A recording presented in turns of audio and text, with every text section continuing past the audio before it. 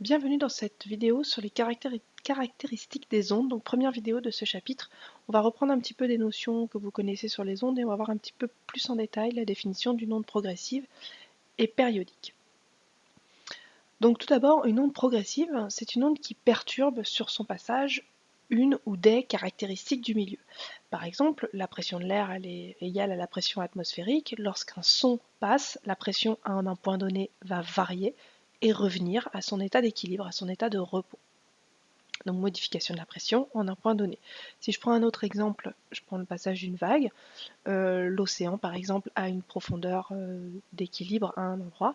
Au moment du passage de la vague, la profondeur va augmenter puis diminuer, puis revenir à sa position d'équilibre. Donc modification ici de la profondeur, et selon le type d'onde dont il s'agit, on ne perturbera pas la même caractéristique. On va voir un petit peu les caractéristiques d'une onde. Donc on va d'abord parler du retard. Le retard d'une onde en un point donné, c'est tout simplement le retard avec lequel l'onde passe au point B par rapport, par exemple, au point A. Donc au point A, l'onde est passée à un temps de 0,5 secondes, elle est passée au point B à 0,75 secondes. Le retard entre A et B, c'est donc 0,25 secondes. Évidemment, ce retard va varier en fonction de la vitesse et de la distance à parcourir. Donc ce retard, on peut le calculer en faisant la distance entre A et B en mètres divisée par la vitesse de l'onde. Donc cette vitesse, on l'appelle aussi célérité. Donc la formule du retard, elle découle tout simplement de la fameuse formule V égale D sur T que vous connaissez maintenant depuis longtemps. La vitesse, c'est la distance divisée par le temps. Donc vitesse ou célérité, on utilise les deux. Des fois on utilise C, des fois on utilise V. Attention à pas confondre certaines grandeurs, mais ici, ça peut être C ou V. Attention à ne pas tout mélanger. Une onde est périodique quand la perturbation intervient à intervalles réguliers. Par exemple, je peux décider de faire un petit bruit avec des intervalles complètement irréguliers. Ce ne sera pas une onde périodique.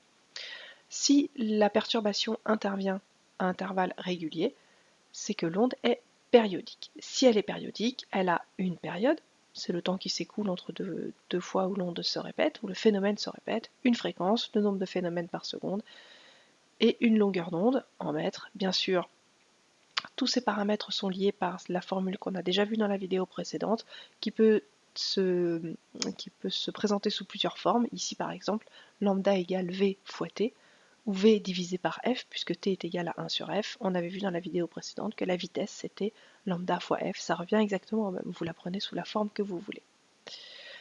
Je vous propose un petit défi que l'on corrigera en classe après cette vidéo, c'est de déterminer la période et la fréquence d'une radiation de couleur bleue, donc c'est de la lumière, de longueur d'onde 432 nanomètres. Je vous rappelle que la vitesse de la lumière c'est 3,00 fois 10 puissance 8 mètres par seconde, et je vous précise aussi que c'est une valeur qui est à savoir pour le bac. On va parler maintenant d'une onde sinusoïdale. Donc si une onde est périodique, elle peut être sinusoïdale à condition que la forme de la perturbation soit sinusoïdale. Premier exemple, on reprend l'exemple de tout à l'heure, la hauteur de l'eau, les vagues. Les vagues ont une forme sinusoïdale. Si les vagues étaient carrées, ce seraient des ondes périodiques, mais pas sinusoïdales. Les vagues sont sinusoïdales, c'est une onde périodique sinusoïdale.